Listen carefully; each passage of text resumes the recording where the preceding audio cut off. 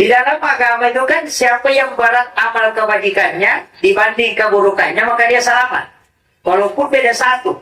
100 keburukannya, 101 kebaikannya, selamat itu. Kan begitu?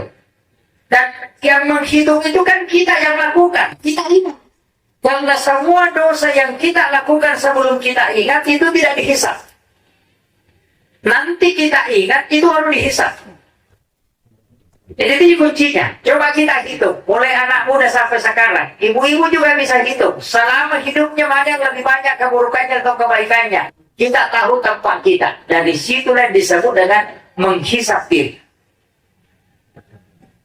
Jadi hisaplah dirimu sebelum Allah menghisap. Kita bisa tahu Pak.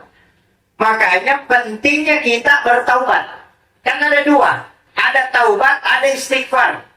Istighfar juga terbagi dua. Ada al-afu, ada istighfar. Kalau taubat itu kembali. Taba ya tunggu taubatan. Kembali di mana kita salah, ingat kesalahan, akui. Selesai. Itu taubat namanya. Tapi kalau istighfar, ucapan. Astagfirullah. Istighfar itu dari kata istighfar. Menutup yang nampak.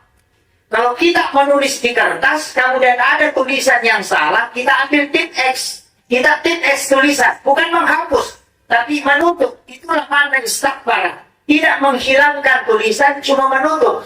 Jadi orang yang istighfar, dosanya tidak terhapus, hanya tertutup.